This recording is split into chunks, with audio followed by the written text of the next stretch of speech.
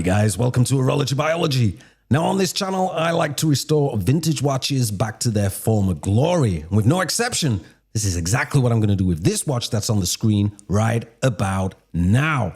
This is the Marietta 1080M chronograph diver with the Valjoux 7733 inside. Super nice movements. I really like working on these, but this one, as you can clearly see, it's not fresh, guys. No, sir, it's not. That Timergrapher result, And this watch actually gave me a bit of a headache, bit of confusion, and you're exactly going to see how I tackled it later on in this video. I also want to say that this isn't just any old watch. No, sir, it's not. This actually belongs to one of the HB members of the channel that sent it in to me for a service and some super fresh, juicy HB love. It belongs to Mark. Say hi, everyone. So, of course, I am going to fully strip this watch down. I'm going to pre-clean it. I'm going to deep clean it. Then I'm going to rebuild it, oil it, and of course, finally regulate it so the watch will be good to go. So I've got to ask, but how is everybody surviving this heat wave that's going on? Man, it's not normal. I'm so hot. I am actually recording this full voiceover completely and utterly naked, because I do not even feel comfortable in my own skin right about now. That's right, envision it. HB is fully sitting there embracing his birthday suit in all his glory. Wouldn't you just like to see that? So back to this Valjoux 7733, and as you can clearly see, that balance is not happy. No sir, it's really not. That has got some serious wobble on it, and that is completely unacceptable wobble. I mean, you can have a little bit, but not to the point that it looks drunk, you know, and that is one seriously bad balance. And I'm highly suspecting that the balance stuff is basically broken. And I'm going to obviously find that once I get it out and I look into it a little bit further. But first, what I want to do is I need to remove a few of these chronograph parts so that I can get access to the click so that I can take the charge out of the watch. And then, of course, I can remove the balance wheel. Like I mentioned at the beginning of the video, I do like working on these movements. And for anybody that's wanting to upgrade, let's say they've been doing hand winders for a while, they've been doing automatics, they want to get into the chronograph kind of world, then I would highly recommend starting with one of the Valjoux 7733s or the 3.4. It's not as complicated as it looks. And obviously you're going to see this from the visuals in the video as I'm stripping it down. There's not actually that much to it if you compare it to, say, a Valjoux 72 or even a Valjoux 23. It's really not that intense. So I've taken off the chronograph cock or chronograph bridge. Personally, I call it a cock because it's got one screw. And I'm removing the minute repeater and, of course, the seconds repeater as well underneath. You got to be really careful with those wheels.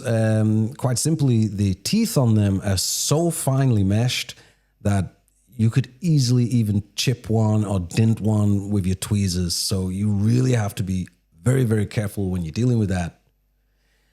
Now I'm taking wind out of this watch, as you can see, by just pushing the click to one side and then letting the watch free run through my fingers so that all of the wind gets out of it. And then I can remove the balance from the watch.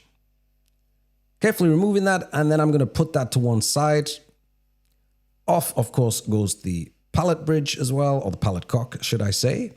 I'm also, as you probably noticed, I'm pre-cleaning stuff as I go along. I actually recommend doing that. Saves time because it's a little boring doing it all at the end. I literally will, if I see a jewel, I'm going to pre-clean. It's like, I'm like Jack from like The Little Mermaid. Jack, clean, pre-clean. I have to do it. So the ratchet wheel's been removed, and then I can remove the crown wheel and the crown wheel core, held in with those two screws. And then I can remove the chronograph. The chronograph bridge has already been removed. Now I'm also removing the train of wheels bridge. It's kind of like a combination between the two because it's covering the barrel as well. So it's like a barrel bridge, train of wheel bridge. And of course, you've got all your wheels underneath, which I'm going to be removing right about now. Now, I'm not putting those in my parts tray just yet because I also want to use one of those little Evo sticks on those pivots just to give them a little clean before they go into my cleaning machine. Also pegging the jewels as well on the main plate. Movement flipped over, and off goes the setting lever spring. and then you've got the intermediate wheels underneath and the minute wheel. There's actually 2 intermediate wheels on this one, as you could see, and then the minute wheel as well. Now holding down the yoke spring while I remove the spring and the yoke, because I don't want that to fly across the other side of the studio and be on my hands and knees looking for it, because it's so irritating when it happens. And if you say that it's never happened to you, you're a liar. I do not believe this. It happens to everybody. So I'm just using some of those little polishing sticks. They're slightly abrasive, and I wouldn't advise going nuts on them, but they definitely help adding some pre-clean before you put these into a basket, and then of course pop them into your cleaning machine. Removing the arbor from the mainspring barrel, and that's a very greasy looking spring, which I'd rather have, to be honest. I'd rather have a very dirty, super saturated, oily mainspring than a rusty, crusty one, if I'm honest. It's a bit more of a pain in the ass to clean it, but at least you know it's not going to be completely wrecked. So this, of course, brings us to the situation with the balance and that insane wobble. So what I'm doing here is I just want to check the balance staff. I want to see if it looks broken. And if I'm honest, when I first look at this, it actually doesn't look that bad at all. So I'm a little bit confused. So now what I'm doing is I'm going to remove the capstones from the balance before I remove it. Giving it, of course, a clean as well. Loosening off the screw, and then I can literally pop the hairspring with the balance wheel completely away from the cock, and I can get a better view of this. And as you can see, that doesn't look broken to me. So I was a little bit concerned. Maybe the actual balance wheel is just a little bit out of true and it needs straightening. I didn't take off the spring, of course, or the collet, but this is clearly enough for us to see that there is nowhere near as much wobble going on. Super fresh, super nice, HB goodness. So the movement's all been completely cleaned, and what I'm going to do is I'm going to rebuild the capstones. Of course, I am going to oil these, add a little fixer drop and some 90-10 in the middle before I fuse them back together again and basically pop them back onto the cock. Once it's in place, of course, I can then put the Inca block spring back together. And this brings me to the next challenge. Now, I remembered that I did actually have a couple of new old stock 7733 complete balances. So I thought, rather than just going down the road of putting an entire new staff in and wasting my time, let me just quickly swap over these complete balances and see if the issue is the same. And it is. Not cool. Really, really not cool. So therefore now it's obviously logical it's not the staff. So then I started inspecting the cock. And as you can see, there does clearly seem to be a little bit of raised area, or should I say a bit more room to play with for adjusting that top capstone jewel. So what I'm doing now is I'm going to use my jeweling set. And what I want to do is I want to lower this entire jewel to see if I've got any room to play with and if that's basically going to solve the issue. What I don't understand is why that was so high in the first place, because as you can clearly see, it has dropped the entire jewel much lower than it was to start with. Cock back on, and nowhere near as much play as we previously had. So the question is, how of course did this happen? Because we can clearly see that things are looking pretty damn cool, and I'm mad happy about that. Headache resolved. So back with this rebuild of this 7733, and I am of course put in the mainspring back in. Mainspring was in really good condition, so there's no reason why I couldn't use this again. Added a little bit of 1300 to the base of the barrel, and then I can pop in the mainspring that I wound up in my mainspring winder. So guys, if you've got a watch that needs servicing and you feel like having it featured on the channel, there is a page on horologybiology.com which gives you all of the information regarding this. Now, I cannot guarantee that every single watch that I service will feature on the channel, but if it is something that's interesting or it's got a nice story behind it, there is an additional option on the quote section where you can tick to have your watch featured potentially on the channel. So now that the mainspring has been completely rebuilt up, and of course we've solved the balance issue, which turned out to be mad strange, we can of course remove the complete balance from the main plate, in order to rebuild this movement. So I'm adding a little 1300 to some of the post areas. And of course, I'm adding on the complete mainspring barrel before I build up the train of wheels. This one is a bit finicky to get in, as you can see. You have to be careful because you could quite easily damage that. So you really got to take your time with that one. Also, getting it out can be a little bit of problematic as well, because if it's gunked up with oil, yeah, it really can be difficult to get them out of their jewels. Adding on that small little bridge that lives on top of the escape wheel, and then I can add on this huge bridge, which covers the complete barrel and, of course, the rest of the train of wheels. That's held down with 3 screws, and I'm just checking that everything's engaging correctly, and it's just flowing really, really nice, as you can see. Giving everything a final check, and then I can nip everything up. Little oil to where the click's going to go, and then I can add the click and the click spring as well. Held in with that 1 screw. Now, a lot of my screws I put back exactly where they were. It's good to wash your screws as well, as everything else. So the best way I find it is just pop them back where they're supposed to go. You're never going to get mixed up in regards to the screws of where they live. It just makes life a hell of a lot easier. Little bit of grease underneath the crown wheel, and then also a little 1300 just between the crown wheel and where the crown wheel core is going to live, because obviously they're going to rub against each other. And then I can nip those both up with the 2 small screws that hold it in place. So just cleaning off any excess oil with some Rodico, and then I can get to my favorite part, oiling. I really, really like it. Little 1300 on the center wheel, and then I use some 9010 on the rest. Less is more, guys, when it comes to the oiling. I have said this a million times before. And big thanks going out to the people, by the way, that do compliment me on my oiling. It's really nice to hear that. Compliments are nice, as much as I like the negative comments too, because they're kind of funny, laughing at all the troll comments. I do find those most amusing. But it's nice every now and again when you do get some juicy compliments. And when it comes to oiling, yeah, I'll take that. Why would I not? Add in on the minute wheel, and then I can pop on those intermediate wheels. There's been 1300 hit on all of those posts that you can see where the minute and the intermediate wheels go. And of course, I oiled the other jewels as well. There I am digging for parts.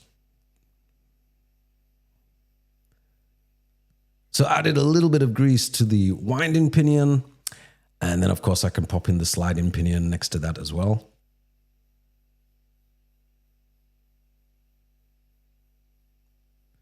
And in goes the winding stem. On goes the yoke, and then I'm going to fit the yoke spring as well. Now, personally, when I'm looking back at this, I'm blaming it on the heat because it's hot. But I did make a little bit of a mistake here. I've not actually fit the setting lever. As you can see, it's not there. It will be there. Here it is. It's arrived. But ideally, that is something that I should have done first. Whether some people agree or not, I always do it first. And I'm not too sure why I did it this time. I'm literally just blaming it on not being able to think properly because of this intense heat. But yeah, it is what it is. A setting lever spring, of course, was added as well, and I added some grease and checked it, as you could see, to make sure that everything was engaging as it should. Now the movement's been turned back over, and of course now I'm going to fit the pallet forks. I've added some fixer drop to this so it helps lubricate the exit jewel a lot more smoothly and that your oil stays in one place. Carefully fitting that to the movement, and of course I can put the cock on afterwards. Held in with the 1 screw. And then all you need is just the most tiniest, and I really mean the tiniest amount of oil. Half the time I will end up using too much, which is just infuriating, because you really need the tiniest amount. Last but not least, of course, we add on the balance. And I'm really, really happy to see that that is not wobbling nowhere near as much as it was. And of course, we're going to see this on the Timergrapher later on as well. Adding in that little friction spring for where the seconds runner wheel will live. You know, sometimes you can have it as well, as you've seen, like certain parts, they could be that small that you can't even pick them up with your tweezers. Like they're too thin. Like if your tweezers are just not closing fully all the way. So you can actually just use a little bit of Rodico. Usually I'll roll it like a little longer, like a little sausage. And you can use that just to apply parts on as well. You get used to it and then obviously just knock it off with your tweezers. So adding in the first runner, and it literally just lowers. I also added a little 90-10 as well to that, to the post. And then I can add in the minute runner as well.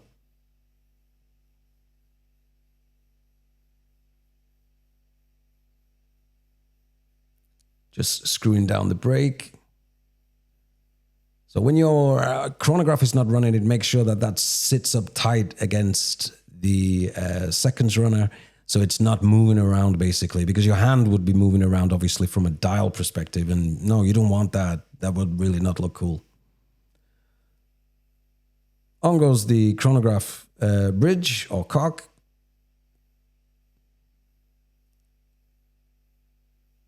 Just adding in this small spring.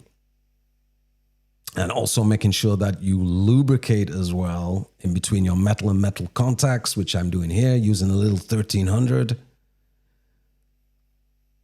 And then, of course, continuing with the rest of the chronograph build.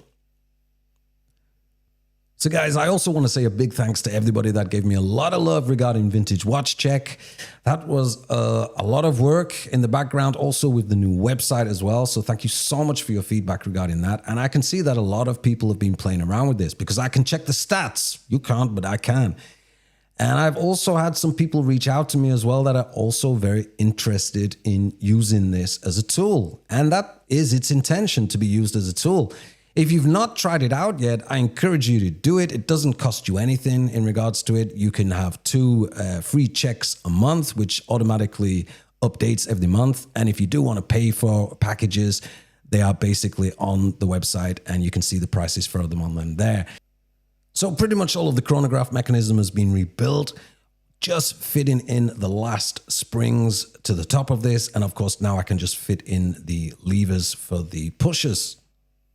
There's 2. There's one for to start the chronograph, obviously one to stop it, and there's a spring that lies between the 2.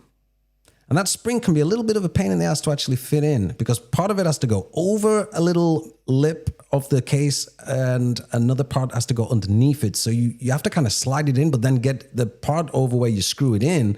So it can be a little bit of messing around. And the last thing, of course, what I need to do is now I need to do my oiling. So I'm using some grease, which will just oil all of the parts which are metal on metal so that when you push to start and stop the chronograph, it's a lot smoother. And it's really important that you do it on these ones because these are cam-based. They are not column wheel-based chronographs, which are a lot smoother. The cam-based ones are a lot harder to press. I've even had people come back to me sometimes and say like, oh, it's not working. I'm like, no, you have to really press it. You know, it's different. If you're not used to it, you have to really give it a good press. So fit in the dial and of course, fit in the hands. Friction fit. First, there's no date on this, as you can see. So first I'm fitting the hour hand wherever I need to. Then I will set it to 12 o'clock. And of course, then I can put the minute hand on as well. I'm also putting on the chronograph, minute hand, and then the seconds hand on the other side. Both of those are also friction fit, but they're a lot smaller to deal with. So sometimes it's easier to just use a little bit of Rodico to just ease them onto that post. And finally, the chronograph sweeper hand. And I use my plastic tweezers to keep this aligned with one hand while I press it down with the hand fitting tool with the other. Just keeps it a lot more straighter and stops it moving around so that you can get it as close to 12 as possible. So the movement's been completely built, which I'm happy about. I'm also giving the crystal a nice buffing in super fast motion speed because I do not like rub that quick, just for the record. It is speeded up. Also, just knocking off just a few little dust areas with some Rodico off of the dial before I can case up the watch. And the crystal came out nice. It wasn't overly scratched, it just needed a good buffing because they were just light scratches. Greasing up the winding stem before I put it back into the watch, and then just pushing down on the setting lever so I can push the crown all the way in. And then, of course, I can add in the movement holder screws, held in with 2 little tabs, one on each side. And, of course, just checking that the chronograph is engaging correctly. So, of course, like any watch, once it's been serviced, it needs to have a new gasket put in the back, which this one is. Adding a little grease to it, and then I'm just offering it to the case and pushing it into place before I can put the case back on. But, of course, before we do that, we got to check it out on the Timergrapher, and I'm going to do some adjustments to really get this regulated. And I must admit, considering how it was when it came in, I'm very happy with the results of how it's looking. It was a little bit of a pain in the ass backwards and forwards regulating, so I've sped it up for you guys. And I know quite a few of you have asked, HB, show us the regulation, not just a quick end shot. So there you go. You got it. Extra long Timergraph feature, as it was a feature request. So there we have it, guys. The Marietta 1080M chronograph diver with the Valjoux 7733 inside. I think I'm going to go for a cold shower because I am literally dying in this heat wave. It is not fresh. There is nothing about me that is fresh right about now. 2 more videos on the screen right now. And of course, if you enjoyed this one, please hit a like on it and subscribe if you've got this far. I mean, why would you not? And as always, guys, until next time.